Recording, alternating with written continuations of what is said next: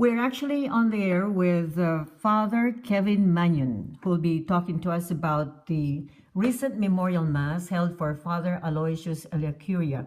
Father Kevin Manion, thank you so much for your time, and I do appreciate the time that you will share with our viewers and also our listeners with regards to Father Aloysius ELLACURIA. You had a very wonderful memorial mass held recently, Father Kevin, at San Gabriel Mission. Yes, we were there, and I would say it was quite amazing. We had, I think, 6 or 7 priests, although one of them arrived later, so we didn't really see him on the altar. But the fact that there'd be 7 priests that would gather to remember Father Aloysius and remember him in prayer and pray for his soul, so forth, even 35 years after his death is amazing. And of course, there were a greater number of people. There were, I'd say, a good 100 or so people. So it was a really good turnout. I think it worked out very well and said quite a bit for the testimony of how people love and remember Father Aloysius after all these years. Yes, and for people who are listening for the first time about Father Aloysius ELLACURIA, please tell us about him. You had always mentioned that he was a holy man and you had worked closely with Father Aloysius. Yes, he's actually was very well known in the Los Angeles area in the 50s and 60s, even earlier than that, of course, but the 50s and 60s and 70s, although there was about, I'd say, probably a good 8 years when he was outside of Los Angeles. He was in Fatima, Portugal, founding a religious order of men in 71, 72, and 73. But outside of that, he was quite well known in Los Angeles because that was his, he belonged to the western province of the Claretian missionaries, and that particular religious order is dedicated, of course, to the most blessed sacrament, the Immaculate Heart of Mary, to spread the message of evangelization, to all people, and not necessarily as,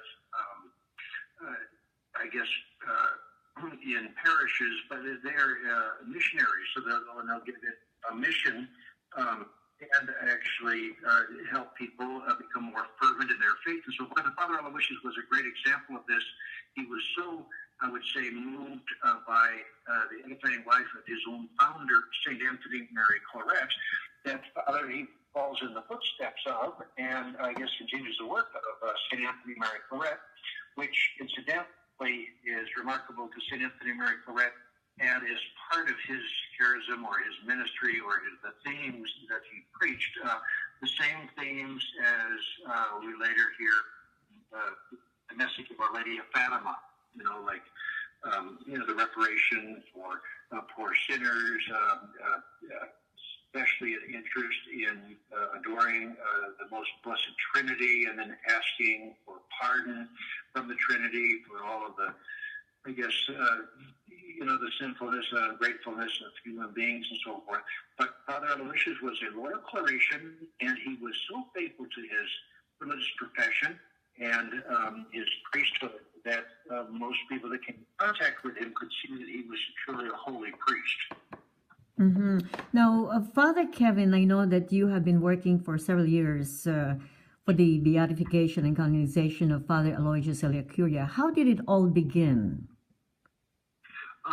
Well, I was Father's secretary back in the 70s, so for the last years of his life, the most anything that was of a special nature passed through my hands, and I kept an archive of much of his correspondence. Now, I don't by any means have all the correspondence. He has probably other secretaries in the past who had archives. He had who was stationed in Phoenix as a pastor in San Antonio, and I'm sure that the secretaries there kept an archive and so forth. But I might think that I have, let's say, letters and correspondence, maybe about 85% of the existing letters and correspondence that was generated by Father Aloysius. And when he died, it was valuable for me personally, just from a sentimental perspective. But over time, some of the Claretians, I think his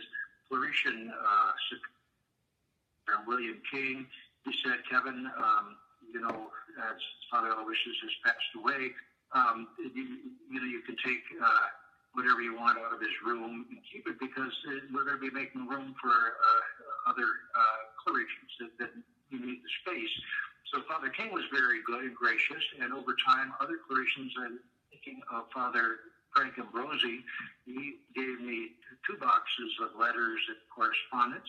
And then through the years, other people gave me whatever they had. So somehow I arrived at an archive. Of course, what do you do with an archive? Well, since Aloysius was such an interesting figure, and his life story really hasn't been told yet in detail, but it's remains to be seen when the cause is officially underway, and you have the tribunal set up, and then the commissions, especially the historical commission.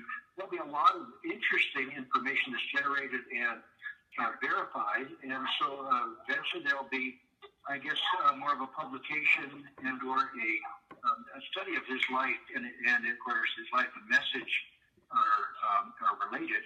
But I started this just by collecting whatever his writings were. I did take some tape recordings of his sermons, of his homilies, his talks, and I guess that started everything. All right. We're talking to Father Kevin Manion, direct and live, about Father Aloysius ELLACURIA. We'll be back with more about the Association for the Beatification and Canonization of Father Aloysius ELLACURIA.